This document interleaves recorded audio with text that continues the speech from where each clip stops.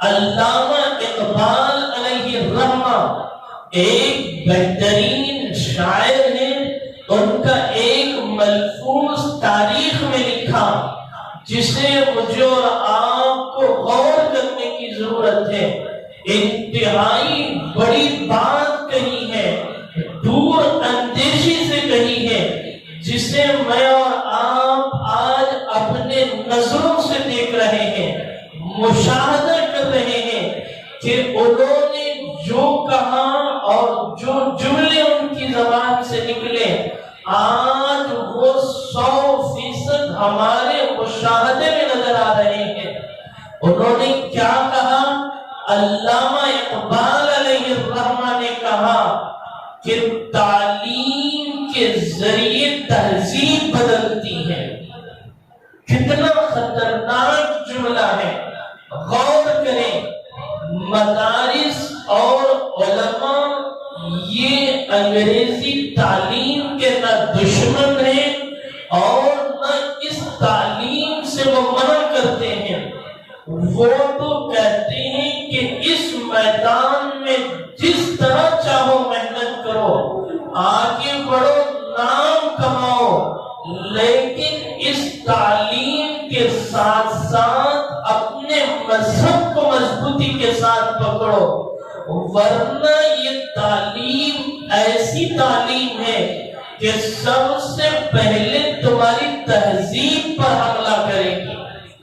اور پھر علامہ اقبال فرماتے ہیں جب آہستہ آہستہ تہذیب بدل جاتی ہے تو پھر مذہب بھی بدل جاتا ہے. کتنی دور اندیشی کی بات کہی. آج اسکول کالجز میں پڑھے ہوئے بچے کیوں ارتداد کا شکار ہو رہے ہیں؟ اسلام کی بنیادی عقائد اور بنیادی باتوں پر وہ غلط جملے کستے ہیں.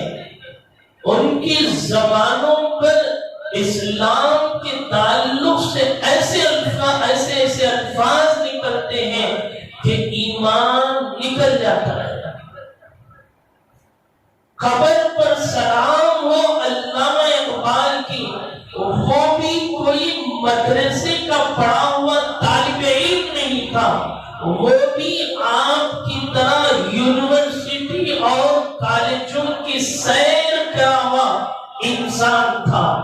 اور علامہ اقبال کے بارے میں تاریخ نے لکھا کہ وہ بھی ارتداد کا شکار ہو چکے تھے, مرتد کی دہلیز تک پہنچ چکے تھے. ایک دیوبند کے بہت بڑے اللہ والے گزرے ہیں جن کا نام علامہ انور شاہ کشمیری علیہ الرحمہ, جن کی ذہانت, جن کی فطانت اور حدیث پر اتنی گہری نظر ہے کہ لکھنے والوں نے لکھا کہ اب امام انور شاہ کشمیری جیسا محدث دنیا میں پیدا نہیں ہو سکتا. اللہ نے حدیث میں اتنا ملکہ دیا تھا. انہوں نے علامہ اقبال کی ذہن سازی کی اور انہیں قرآن اور حدیث کی روشنی میں سمجھایا. اور اگر علامہ انور شاہ کشمیری ہاتھ نہ تھامتے تو علامہ اقبال کا ایمان ختم ہوا ہوگا. اللہ نے رہبری فرمائی. تو وہ انسان جو کالجوں میں پڑھا ہے, کالجوں کی سیر کیا ہے, اور جس کی ڈگریاں اتنی بڑی کہ بڑے بڑے ایوارڈ اسے دنیا کی حکومتوں نے دیا, یورپ نے دیا, امریکہ نے دیا اور بڑے بڑے ملکوں نے دیا, اس کی تعلیمی لیاقت کو سراہا. وہ انسان اتنا تجربے کار ہے کہ وہ مسلمانوں کو یہ پیغام دیتا ہے کہ تعلیم سے ہمیں کوئی اعتراض نہیں, تعلیم آتی ہے تو تہذیب بدل جاتی ہے, اور جب تہذیب تہذیب بدل جاتی ہے تو مذہب بدل جاتا ہے۔ آج کیا میں اور آپ اپنے آنکھوں سے یہ نہیں دیکھ رہے ہیں؟ لوگ کہتے ہیں کہ علماء دنیاوی تعلیم عصری تعلیم کے خلاف ہے۔ ہم تو چاہتے ہیں جمعیتیں اور جماعتیں وہ نوجوان جو دنیاوی تعلیم سے دور ہیں ان کو پکڑ کر لاتے ہیں اور دنیاوی میدان میں آگے بڑھنے کی ترغیب دیتے ہیں، لیکن ہماری شرط یہ ہے کہ اس تعلیم کے ساتھ تہذیب پر جو اثر ہوتا ہے اور مذہب جو بدل جاتا ہے ہمیں اس سے جو ہے اعتراض ہے۔ امت مسلمہ کی ذمہ داری ہے، نوجوانوں کی ذمہ داری ہے اور تمام لوگوں کی ذمہ داری ہے کہ تعلیم کے ساتھ اسلامیات، عقائدیات اور جو اسلامی سبجیکٹ ہیں ان بچوں تک پہنچائیں۔ مکاتب کا نظام کیا ہے؟ 24 گھنٹے ہوتے ہیں، 8 گھنٹے بچے اسکول میں لگاتے ہیں، 1 گھنٹہ مکتب میں آتے ہیں۔ اللہ کے قرآن کا معجزہ سمجھیے اور اساتذہ کی محنت سمجھیے کہ یہ 1 گھنٹے کی محنت جو ہوتی ہے وہ 8 گھنٹے کی جو محنت اسکول میں ہوتی ہے ان ساری محنت پر یہ مکتبوں کی جان جو ہوا کرتے ہیں وہ سارا کا سارا اس پر پانی پھیر دیتے ہیں۔ تو یہ نظام ہے جو ہمیں آنکھوں سے دکھتا نہیں، ہم اسے محسوس کرتے نہیں، حالانکہ انہی مکاتب سے بچے پڑھتے ہیں، بڑے بڑے ڈاکٹر اور انجینئر بن جاتے ہیں، لیکن جب انہیں آگے چل کر بڑی عہدوں بڑے عہدوں پر دیکھا جاتا ہے تو وہ کہتے ہیں کہ اگر ہم مکتب میں نہ پڑے ہوتے تو آج ہم بھی ارتداد کا شکار ہو جاتے۔ تو یہ مکتب مدارس یہ اسلام کی پہچان ہے۔ دنیا کے حکمرانوں کو اور دنیا کے ظالموں کو پتا چل چکا ہے کہ یہ چٹائیوں پر بیٹھنے والے اور دال روٹی کھانے والے چاہے جسمانی اعتبار سے کمزور دکھتے ہوں لیکن ان کی ایمانی قوت اس قدر بڑی ہوئی ہے کہ وہ بڑے سے بڑے سپر پاور کو بھی چلے چبا دیتے ہیں۔ دنیا کا مشاہدہ کر لیجئے، آپ اپنے اڑوس پڑوس میں غور کر لیجئے، امریکہ جس ملک پر ظلم کی داستان کرتا رہا اور ظلم کا ننگا ناچ کرتا رہا، انہی مدرسے میں پڑے ہوئے طلبہ نے امریکہ کو اس قدر حرکت میں لایا کہ امریکہ یہ کہنے پر اور معافی مانگنے پر مجبور ہوا کہ ہم اس ملک میں اب نہیں رہ سکتے، ہمیں چھوڑنے کی اجازت دے دی جائے۔ آج اللہ نے اس ملک کو انہی مدارس سے پڑے ہوئے لوگوں کے حوالے کیا اور وہ انصاف اور اعلاء کلمت اللہ کے لیے پوری دنیا کے مسلمانوں کے لیے ایک نمونہ بنے ہوئے ہیں اور مسلمانوں کو اس بات پر فخر بھی ہے۔ تو یہ مدارس کی طاقت ہوا کرتی ہے۔ دنیا کے ظالموں کو پتا چل چکا ہے کہ مسلمانوں کو ختم کیا جائے تو سب سے پہلی چیز مدارس پر حملہ کیا جائے۔ تو میں نے کہا کہ تعلیم سے تہذیب آتی ہے اور تہذیب سے مذہب میں پختگی آتی ہے۔ یہ مدرسے میں پڑھے ہوئے بچوں پر آپ غور کریں، ان کا دل نہیں چاہتا کہ ہم بھی اچھے اچھے کھانے کھائیں اور ہم بھی پینٹ شرٹ پہنیں اور ہم بھی وہ چیزیں استعمال کریں جو انگریزوں کی دین ہے۔ دنیاوی چیزوں کو دیکھتے ہوئے ایک دوسرے کے اندر شوق پیدا ہوتا ہے، لیکن ان کی تعلیم انہیں اجازت نہیں دیتی کہ اس کرتے پیجامے کے بغیر وہ باہر جائیں، بغیر ٹوپی کے باہر نکلیں۔ یہ کیا ہے؟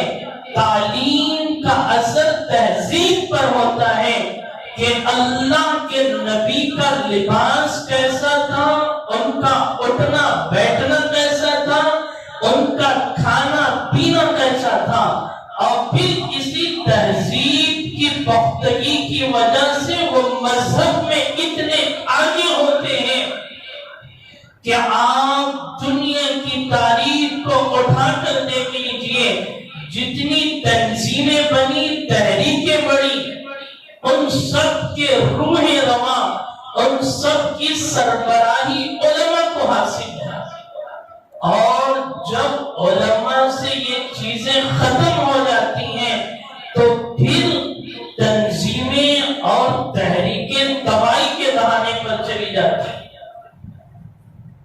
تو مدارس کی اہمیت کو جانیے، اپنے بچوں کو مدرسوں کے حوالے کیجیے۔ کیوں غریب بچے مدرسے میں آتے ہیں، کیوں شریف بچے مدرسے میں آتے ہیں، لیکن اللہ کا کرم ہے کہ ان غریب اور شریف ترین بچوں کو بھی قرآن کے معجزے نے اس طرح سنوارا ہے کہ وہ غریب بچے بھی جب پڑھ کر مدرسے سے نکلے تو وہ دنیا میں گئے اور بڑے بڑے منبر و محراب پر بیٹھے ہزاروں لوگوں کی زندگیاں انہوں نے بنا دی۔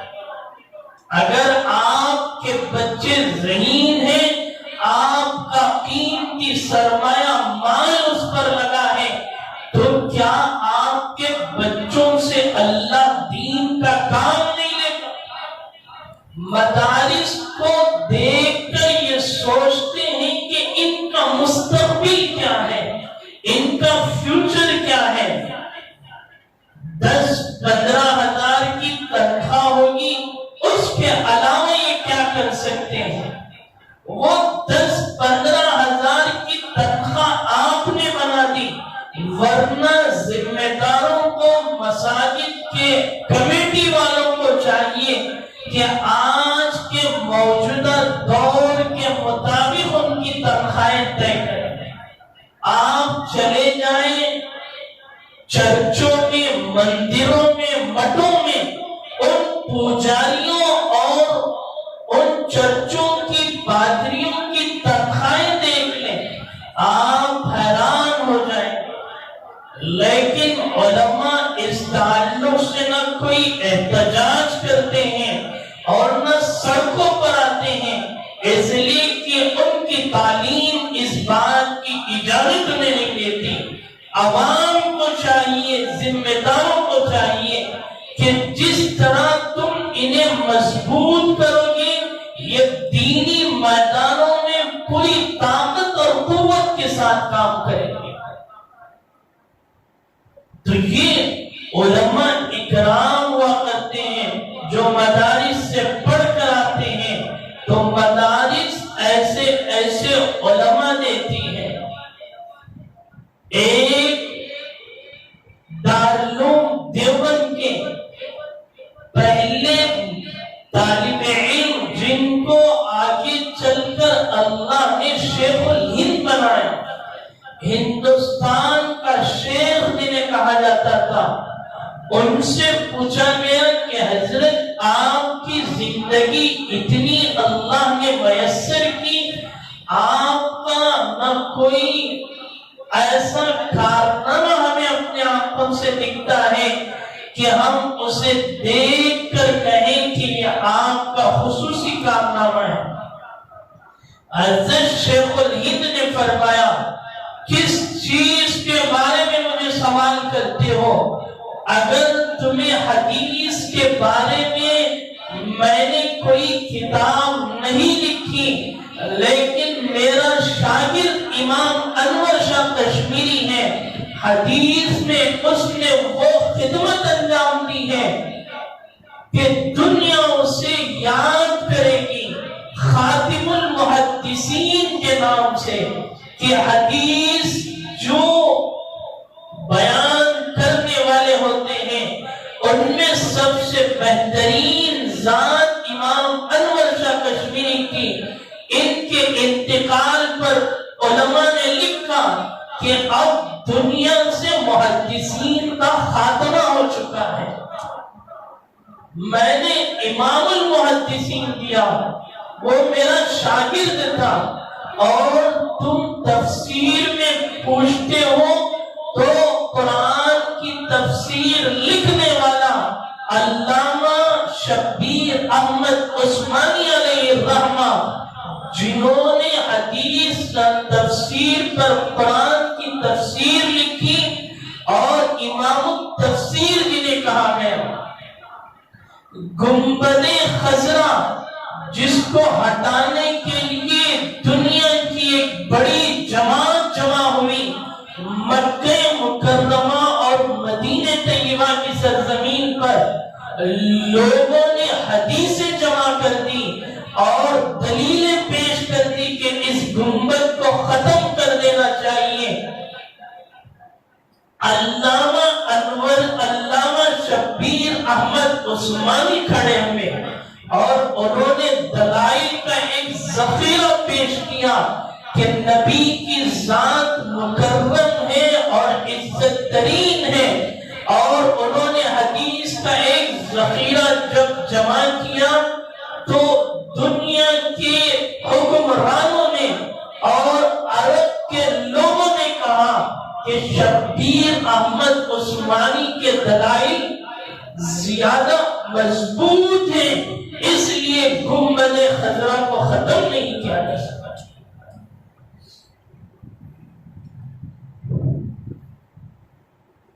یہ مدارس کے نکلے ہوئے لوگوں کی پہچان ہوا کرتی ہے۔ پھر شیخ الہند نے کہا خانقاہیں جو اللہ اللہ کا ذکر کرتی ہیں، تو جب ضرورت پڑی تو میں نے ایک ایسا شاگرد پیدا کیا جس کا نام اشرف علی تھانوی ہے۔ اس نے خانقاہ میں بیٹھ کر اس قدر محنت کی کہ آج بھی اس کی زندگی کو لوگ یاد کرتے ہیں۔ جو تھانہ بھون گئے ہیں حضرت کی خانقاہ کو، وہاں جا کر اگر اپنے آنکھوں سے دیکھا ہوگا تو معلوم ہوگا کہ کتنی محنت حضرت نے کی ہے۔ اور دعوت و تبلیغ کو جب ضرورت پڑی تو میں نے ایک شاگرد پیدا کیا جس کا نام الیاس احمد کاندلوی علیہ الرحمہ ہے، جس کی تبلیغ اور جس کی تحریک سے دنیا کے چپے چپے کونے کونے میں کلمہ لا الہ الا اللہ کا پیغام پہنچا ہے۔ تو یہ مدارس کی ایک پہچان ہوا کرتی ہے۔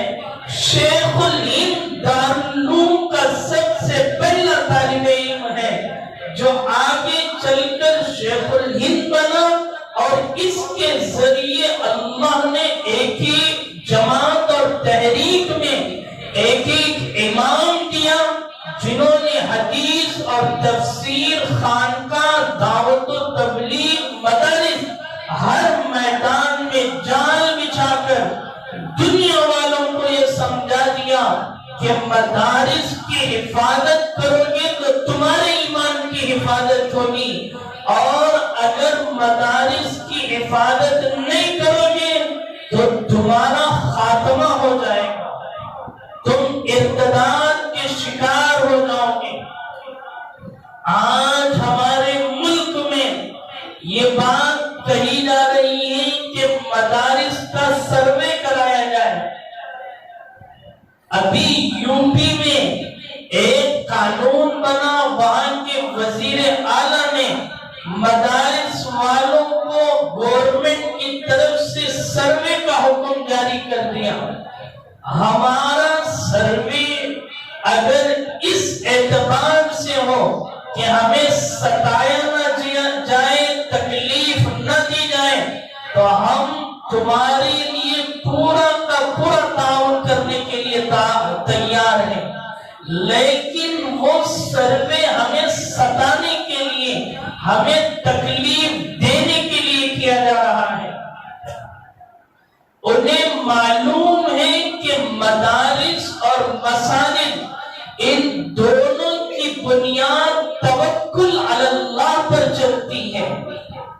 جس مدرسے اور جس مسجد میں ایسے لوگ مسلط ہو جائیں کہ جو یہ کہیں کہ ہم ایک ہی کھڑ کر سارا نظام چلائیں گے اور ہم ساری چیزیں طے کریں گے، علماء نے لکھا کہ اب ان مدرسوں سے توکل ختم ہو جائے گا، ان جگہوں سے توکل ختم ہو جائے گا۔ قاسم نانوتوی علیہ الرحمہ جو دارالعلوم دیوبند کے محتمم ہیں، انہوں نے بھی اب 10 اصول بنائے ہیں، جس میں سب سے اہم ترین اصول یہی ہے کہ کسی ایک آدمی کو پورا حق نہیں ہوگا کہ وہ دارالعلوم کو چلائے، بلکہ پورے لوگوں کے چندوں سے اور مالی تعاون سے دارالعلوم چلے گا۔ وہاں پر رکشے والے کا پیسہ بھی لگے گا، ڈاکٹر اور انجینئر کا پیسہ بھی لگے گا، کولی والے کا بھی پیسہ بھی لگے گا۔ پتہ نہیں کس کے روپے میں کس قدر طاقت ہو، اور اس کے ذریعے اللہ تعالیٰ اس نظام کو چلاتے ہیں۔ تو حکومت کو معلوم ہے کہ مسلمانوں کا سرمایہ مساجد اور مدارس کے تحفظ کے لیے لگتا ہے۔ جب انہیں کہا جاتا ہے کہ مسجدوں کو پیسوں کی ضرورت ہے، تو مسلمان اپنا پیسہ لگاتے ہیں اور اسے فخر کی چیز اور سعادت کی چیز سمجھتے ہیں، مدرسوں میں لگاتے ہیں۔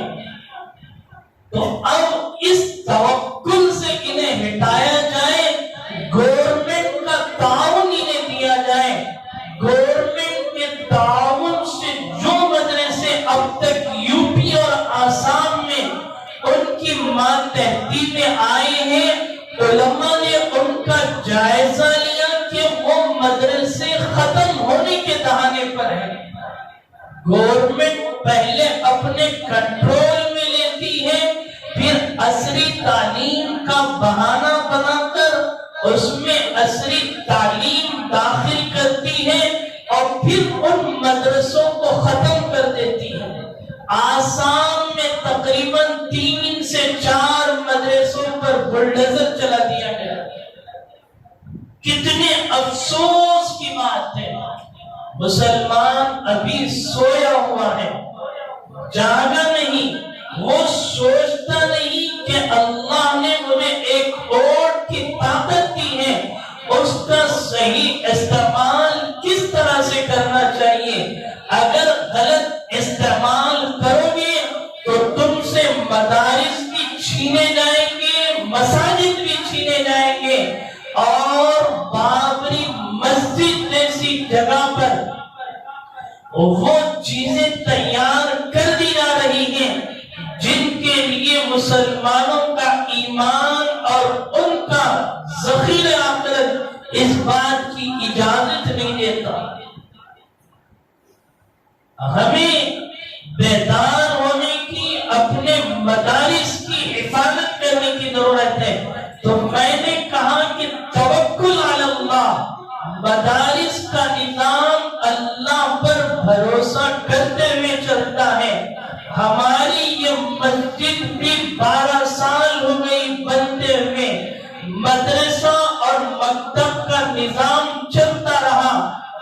لاک ڈاؤن بھی آیا، لیکن اللہ کا فضل و کرم ہے کہ کبھی اللہ تعالیٰ نے ایسا موقع نہیں دیا کہ کبھی کوئی استاد کی تنخواہ دیر سے پہنچی ہو یا ان آمدنیات میں کوئی کمی ہوئی ہو۔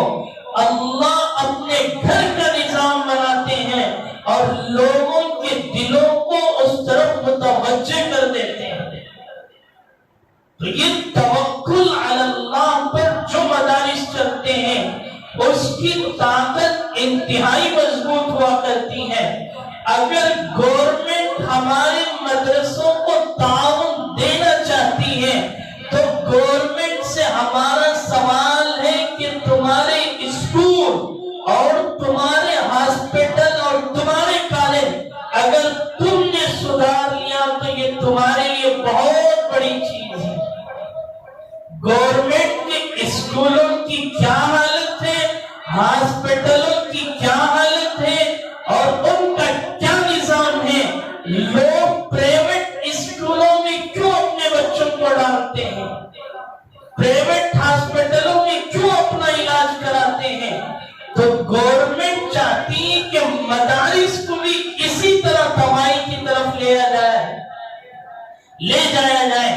ہم کہتے ہیں کہ پہلے اپنے آپ کو سدھار لو پھر ہمارے پاس آؤ، ہم تمہیں بتائیں گے کہ مدارس کا نظام کیسے چلتا ہے۔ تو مسلمانوں اپنے اندر بیداری پیدا کرو، اپنے اندر ایک تہیہ پیدا کرو کہ ہم مدارس میں جائیں گے اور وہاں پڑھنے والے بچوں کے لیے جو بھی ضرورت ہوگی ہم اس کے لیے معاون بنیں گے۔ وہی ایک دوسرا ملفوظ اپنی کتاب میں لکھے ہیں، فرماتے ہیں کہ مکاتب جو مساجد میں چل رہے ہیں ان کو اپنی حالت میں رہنے دو، اس کا نظام مضبوطی کے ساتھ ہم میں سے ہر ایک فرد آگے بڑھ کر مضبوط کرنے کی کوشش کرے۔ مدارس میں جو غریب بچے ہیں ان کو پڑھنے دو اور ان کو محنت کرنے دو، ان مدارس کی حفاظت کرو۔ وہ فرماتے ہیں کہ اگر یہ مکاتب اور مدارس ختم ہو گئے تو میں دیکھ آیا ہوں کہ اندلس کیسے تباہ ہوا ہے۔ میں نے اپنی آنکھوں سے مشاہدہ کیا ہے، جہاں پر امام بخاری جیسا امام پیدا ہوا اس کی حدیث کی کتاب ساری درسگاہوں میں پڑھائی جاتی ہے، اس کے بغیر کوئی عالم نہیں بن سکتا۔ اتنا بڑا امام اور مختلف درسگاہیں اور خانقاہیں اندلس میں موجود تھی، وہاں جب مدارس اور مکاتب کا نظام ختم ہو گیا، صرف اور صرف اب دیکھنے میں مجھے نظر آ رہا ہے کہ جاؤ تو اندلس میں امام بخاری کو دیکھو، اس کی مزار کو دیکھو اور کہو گے کہ یہاں اسلام زندہ تھا، ورنہ اسلام ختم ہو چکا ہے، اندلس تباہ ہو چکا۔ وہاں کے مزارات، وہاں کی مساجد اور دیواروں کو دیکھ کر صرف تم اسلام کو پڑھو گے، ورنہ اسلام بالکل ختم ہو چکا ہے۔ علامہ اقبال فرماتے ہیں اسی طرح ہماری ایشیا، ہندوستان، پاکستان، بنگلہ دیش، اگر ان میں مکاتب اور مدارس ختم ہو گئے تو پھر لوگ ہماری مساجد اور ان کی دیواروں کو دیکھ کر پہچانیں گے کہ یہاں مسلمان رہتے تھے، اسلام رہتا تھا۔ اگر مدارس ختم ہو گئے تو پھر سمجھو کہ صرف در و دیوار تمہاری گواہی دیں گے، ورنہ تمہیں اس ملک میں رہنے کا کوئی حق نہیں، کوئی بچا نہیں سکتا۔ تو علامہ اقبال کی یہ ملفوظات اس بات کی طرف لے جاتے ہیں کہ مدارس اور مکاتب کی اہمیت کو اپنے اندر پیدا کرو۔ آج لوگ ابھی ہمارے اس علاقے میں مولانا عبید اللہ خان اعظمی جو تقریباً 18 سال پارلیمنٹ میں راجیہ سبھا ممبر رہے، وہ مسجد بلال میں آئے ہوئے تھے۔ انہوں نے کہا کہ مدارس میں پڑھے ہوئے بچوں اور علماء کو پارلیمنٹ میں جانا چاہیے، ورنہ اس قدر سودا بازیاں وہاں پر ہوتی ہیں۔ ان 18 سالوں میں اگر میں سودا بازی کرتا اور مدرسے میں پڑھا ہوا نہ ہوتا تو آج پورے ملک میں میری پراپرٹی 4000 کروڑ روپیوں کی ہوتی۔ مدرسے میں پڑھنے کا فائدہ ہوا کہ اللہ نے مجھے اس غلاظت سے بچا لیا، اس گندگی سے بچا لیا۔ سوچئے ایک عالم پہنچا ہے تو کتنا ملک کا پیسہ بچا۔ عوام جاتی ہے ایم ایل او کے پاس، فلاں کے پاس، اپنے ایمان کو فروخت کر کے آ جاتی ہے اور ہاتھ بھر کر پیسہ لیتی ہے۔ اپنی 5 سالہ آگے کا فیوچر جو ہوتا ہے، جس میں راستے بننے چاہیے، سڑکیں بننے چاہیے، کوئی وفاداری کرنے والا محلے کی شکایت لے کر اس آدمی کے پاس نہیں پہنچ سکتا۔ کیوں نہیں پہنچتا؟ میرا یہ سوال ہے۔ جو سپورٹ کرنے والے ہیں اور جو ان کے حق میں ہیں، انہیں چاہیے کہ محلے کا جائزہ لیں، اور جو پانی گھروں میں داخل ہو رہا ہے BBMP کے صحیح طریقے پر کام نہ ہونے کی وجہ سے ان نقصانات سے آگاہ کرے اور ان کاموں کی ترغیب دے۔ تو انہوں نے فرمایا کہ آج ملک میں ایک ایسی تنظیم پنپ رہی ہے جس کی ماتحتی میں یہ حکومت بیٹھی ہوئی ہے۔ اس تنظیم میں MBBS ڈاکٹر لیڈیز تیار کی جا چکی ہیں، اور ڈیلیوری کے موقع پر ہمارے میں سے کوئی وہاں پر نہیں ہوتا۔ تو ایسے موقع پر مسلمان بچے اور بچیوں کو ایسے ڈوز دیے جاتے ہیں کہ آگے چل کر مسلمان نسل ناکارہ ہو جائے، عیب دار ہو، اس کے پیر کو کمزور کر دیا جائے، اس کی زبان کو ختم کر دیا جائے، اس کی آنکھوں کی بینائی ختم کر دی جائے۔ یہاں تک وہ محنتیں کر رہے ہیں۔ مجھے اور آپ کو چاہیے کہ MBBS ڈاکٹر جو ہماری بچیاں ہیں ان کو بنائیں۔ حضرت نے فرمایا کہ ہم ایک ملک میں کچھ بچیوں کو تیار کر رہے ہیں، اس لیے کہ یہاں فیسیں بڑھی ہوئی ہیں۔ ایک بچی کا پورا MBBS کا خرچ 30 لاکھ روپے، سال کا خرچ 6 لاکھ روپے۔ ہم وہ بچیوں کو تیار کر رہے ہیں تاکہ وہ پڑھ کر آئیں اور ہماری ہاسپٹلوں میں جائیں اور مسلمان نوجوان نسلوں کی حفاظت کریں۔ یہ کرنے والے کام ہیں۔ مالداروں کو اللہ نے مال دیا اور نعمت دی ہے تو ان جگہوں پر لگانے کی ضرورت ہے۔ تو میں یہ کہہ رہا تھا کہ مدارس اسلام کی پہچان اور شناخت ہے، اس کی حفاظت ہم میں کے ہر ایک فرد کی ذمہ داری ہے۔ نوجوان ہیں، بوڑھے ہیں، بچے ہیں، مائیں ہیں، عورتیں ہیں، ہر ایک کو چاہیے کہ مدارس